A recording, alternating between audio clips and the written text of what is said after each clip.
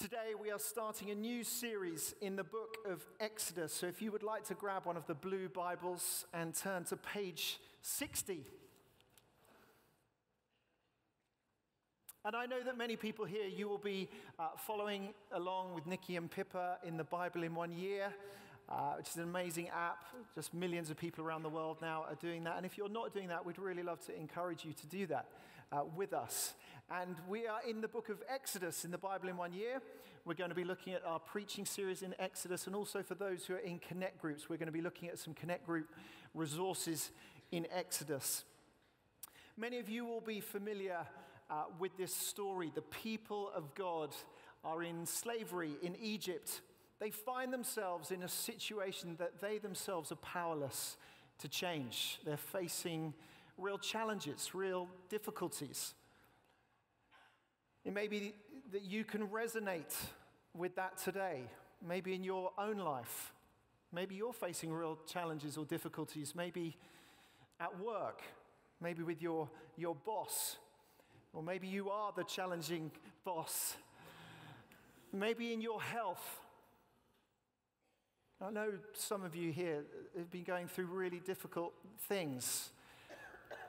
Lots of challenges that you're facing. It might be that when you look at our world, the things facing us as a world, in our society, perhaps poverty or injustice, what's happening in the Middle East, the Brexit negotiations, or perhaps closer to home in London, the knife crime or gang culture, whatever it might be, there are challenges that we face. And similarly here, the people of God, they're facing challenges. They're in slavery, and they cry out to God.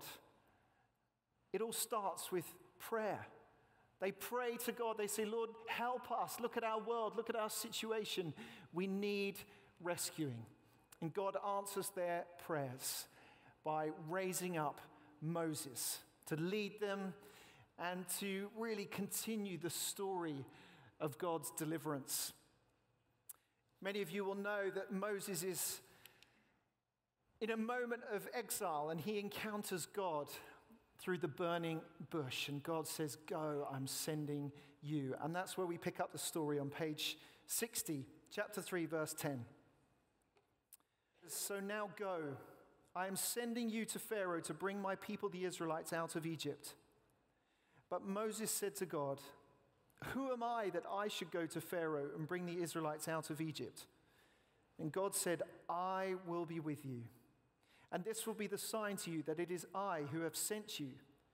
When you have brought the people out of Egypt, you will worship God on this mountain.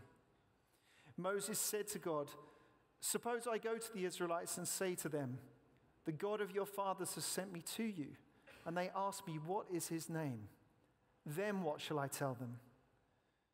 God said to Moses, I am who I am. This is what you are to say to Israel.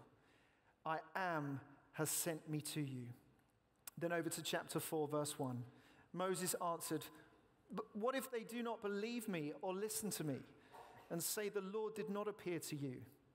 Then the Lord said to him, what is that in your hand?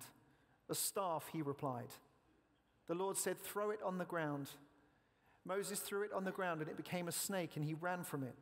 Then the Lord said to him, reach out your hand and take it by the tail. So Moses reached out and took hold of the snake, and it turned back into a staff in his hand. This, said the Lord, is so that they may believe that the Lord, the God of their fathers, the God of Abraham, the God of Isaac, and the God of Jacob, has appeared to you. Then over to verse 10. Moses said to the Lord, O Lord, I have never been eloquent, neither in the past nor since you have spoken to your servant. I am slow of speech and tongue. The Lord said to him, who gave human beings their mouths? Who makes them deaf or mute? Who gives them sight or makes them blind? Is it not I, the Lord? Now go, I will help you speak and will teach you what to say. But Moses said, oh Lord, please send someone else to do it. Then the Lord's anger burned against Moses, and he said, what about your brother Aaron the Levite? I know he can speak well. He's already on his way to meet you, and his heart will be glad when he sees you. You shall speak to him and put words in his mouth. I will help both of you speak and will teach you what to do. He will speak to the people for you, and it will be as if he were your mouth and as if you were God to him. But take this staff in your hands so that you can perform miraculous signs with it. I want to talk to you today about how to be used by God. We all want our lives to count. Every person here in this room has the power for greatness. Not fame, but greatness.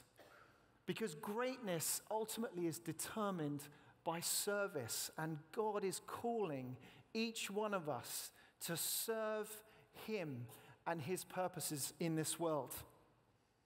I love Dr. Martin Luther King's prayer. He says, "Use me, God. Show me how to take who I am, who I want to be, and what I can do, and use it for a purpose greater than myself."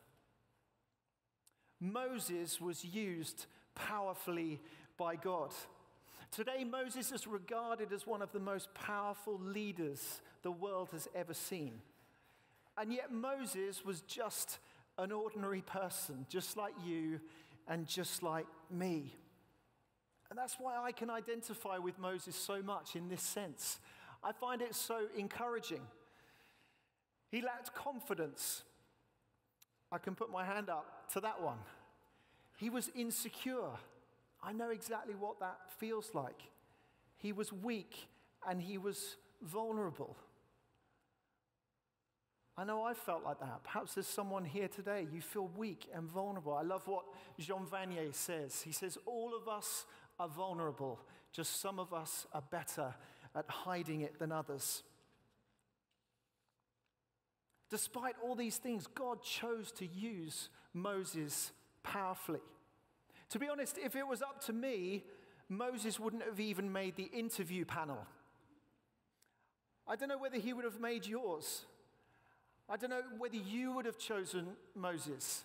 What would your criteria be? Your people are enslaved in Egypt. Your rescue plan is to find someone who would confront Moses, one of the most powerful people in the most powerful empires on the face of this planet. Who do you look for? What are the characteristics? What are the criteria? At the end of January, some 3,000 of the world's most powerful, influential, wealthiest leaders gathered together at Davos in Switzerland. And on the invite list, there were the likes of Donald Trump, Theresa May, Macron, Merkel, IT giants like Mark Zuckerberg and Bill Gates, and even stars of the stage. will.i.am was there. Elton John was there. Would any of those people fulfill the criteria, the job description? Powerful, influential, wealthy, famous, gifted. Perhaps we might choose one of them. But we probably wouldn't have chosen Moses. See, as humans, we try to partner with the brightest, the most powerful, but God is simply looking for people who will be used by him. Someone like Moses, someone faithful, humble. And at this point in Moses' life, he is going through a complete identity crisis. He's in exile out in the Midian desert, and he's probably asking the question, how on earth did I end up here? He'd spent 40 years in Pharaoh's palace. Now he'd spent another 40 years looking after his father-in-law's sheep as a shepherd in Midian. And now at the age of 80 years old, probably the last thing he was expecting was to encounter God at a burning bush. And for God to call him and to say, I'm calling you for a divine purpose. It was the last thing that he was expecting, but that's exactly what God did. And I love that. I love the fact that wherever you are at, whatever your age or your stage, school, college, university, in the workplace, in your neighborhood, God knows where to find you. God knows exactly how to get your attention. You may have come to church today, you weren't expecting to hear God calling you. But I really believe that that's a word for maybe one person here today. God is trying to get your attention. Don't miss your moment of calling. Perhaps today he's calling you out of your place of loneliness or emptiness or brokenness, in your confusion like Moses, but he's calling you. He's not forgotten you. He loves you and he has a purpose for your life. For each of us, we have to decide. What will we choose to do? Do we go our way or do we go God's way? He gives us the choice. We can either sit back or step in. We can lean back or lean in. We can either step up and take a risk. And like Moses, I'm absolutely brilliant with excuses. If I can find an excuse to get out of something, then I will. And Moses here comes up with 5 excuses, and they're the same excuses that we can all use at different times. The first excuse, he says, is, you've got the wrong person. I know I've felt like that before when I sensed that God was calling me to ordination. That was exactly what I felt. I thought, you've got the wrong person. I mean, I'm not built really for ordination. I like football. But God was saying, I'm calling you. And here God says to Moses, so now go, I'm sending you. But Moses, his response, he says, who am I? I haven't got what it takes. I'm not the right shape. I don't think I could do what you're asking me to do. Maybe, look at my background, Moses says. I was abandoned as a child. I killed someone in Egypt. Probably none of us, hopefully, have done anything quite as bad as that. If you have, I'd encourage you to speak to one of the team. But just look at some of the other people in the Bible. Look at what David had done, and yet God used him. Look at what Paul had done, and God used him. You might be here today thinking, I'm just not good enough. I'm not worthy enough. I'm not holy enough. Maybe you think that God could never use you, but today God is calling you. It might be that you've come and you're in the midst of this whole crowd, but actually maybe God is calling somebody here to ordination in the Church of England to begin that journey of discernment, of leadership in his church. Moses says, but who am I?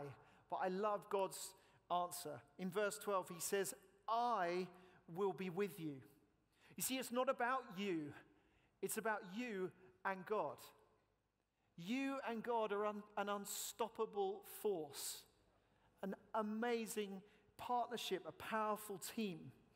And it's only when we step out, it's only when we go that we begin to discover that God is with us. He says, I am with you. Maybe just in a very simple thing, when you step out and do an act of kindness for someone. Maybe when you just want to give someone an encouragement. Maybe God gives you a prophetic word and God is calling you to tell somebody. And you step out, you discover that God is with you. Maybe going into a prison. Maybe serving in some way in this church. I know for Emily and I, we used to live in Oxfordshire. And when God called us to ordination, I went to theological college in Oxford. And then God called us to London. And we moved to London. And to be honest, with our 4 kids, as we moved to London, most people said to us, why are you coming this way? Most people with 4 kids are moving to Oxfordshire that way. And we had this little cottage, and it was in the countryside, and little ducks would come down the path.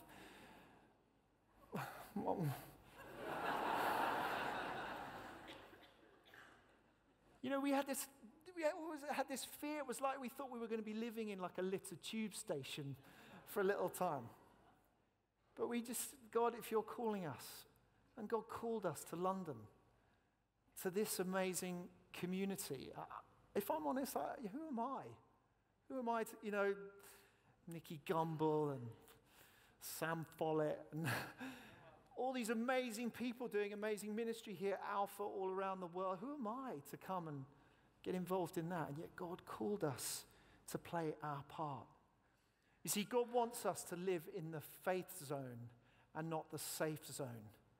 I find that so hard to step into that zone of faith, to get out of my comfort zone. You see, when God invites us into his story and he calls us to do things that seem so much bigger than we can achieve, he says, don't worry, I will be with you. So that's the first excuse. I'm not the right person. The second excuse that Moses gives, he says, I'm not ready yet. I can't pull this off. Moses says in verse 13, what shall I tell them? I'm not ready. I mean, what if they reject me? It's not the right time. I find it so easy to put things off in my life. I sort of think, oh, maybe later, maybe tomorrow.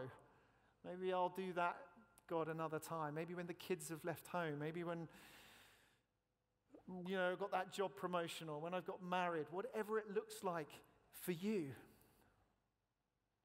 Maybe you're new to faith. Maybe you're an alpha at the moment and you think, this isn't the right time for me. I'm not ready yet.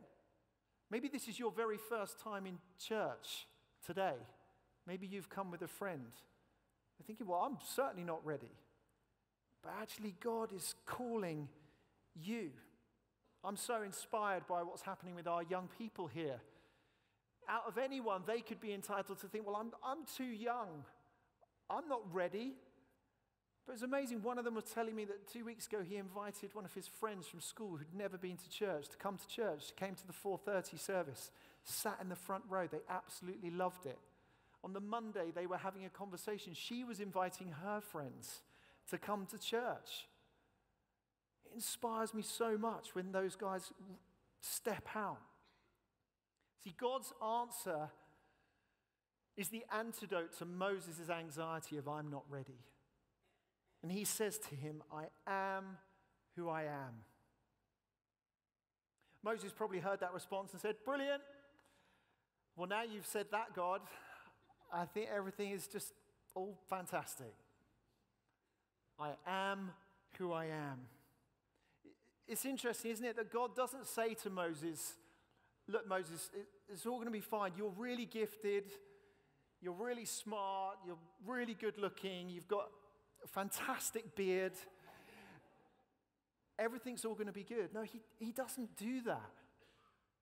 He actually points the attention on himself, and he gives Moses a revelation of who he is. I am who I am. I am the great I am. I am so you don't have to be.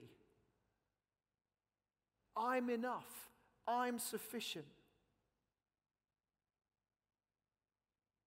Seems to me that if we're to be used by God, if we're to step into this amazing privilege opportunity of serving him, we have to wrestle with two fundamental questions. Firstly, who am I? What's my identity? And the second question is, who are you? Who are you, God? You see, when we know whose we know who we are. What takes us from a place of feeling called into the deep end to a place of confidence is an encounter with the Spirit of God. We can't change the world in our own strength. We can't mobilize our great strategies, but we can through the Spirit of God. It's when we encounter him, it's when we get a revelation of him and who he is, that changes everything. So that's the second excuse, I'm not ready yet. Then the third excuse, Moses says, chapter 4, verse 1, but I might fail. He says, what if they don't believe me or listen to me? In other words, what if it doesn't work? I can identify with that so much. I find I can often have such a fear of failure. But I've found that failure is so often reflected in the eyes of the people watching than it is in God's eyes. See, that's not how God sees us. So often our failure is rooted in our fear of man. The truth is we all fail. We all make mistakes. I've made so many mistakes. Fear of failure can haunt us, but we try and avoid it. We try and run away from it at all costs. But the simple truth is no great success was ever achieved without failure. Maybe an epic success like Moses, but maybe a series of failures. Think of Edison's 10,000 attempts to create a light bulb. Think of Dyson, 5,126 attempts to create a bagless vacuum cleaner. See, failure can unlock our future if we learn from it. Failure is meant to be our teacher, not our undertaker. It can be a good thing. And God's answer is that whatever happens in our life, however much we may feel like we failed, He can use everything, even the small things. The Bible says that He takes all things and uses them for the good. I love God's response to Moses. He says in verse 2, "What's in your hand?" Moses shows him his staff. It's just a staff. What good is that? You see, Moses' staff, it represents three things. It represents his identity. He was a shepherd. It was who he was at that time. It represents his influence. It was the way that he could move the sheep around, the way that he could protect the sheep. And thirdly, it represented his income, his livelihood. It was how he earned his money and his wealth.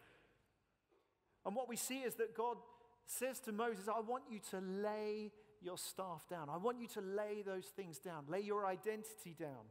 Lay your influence down. Lay your income down. And when he lays it down, that's when it comes alive. And it's the same for us. When we lay down those things that God is giving us, they come alive.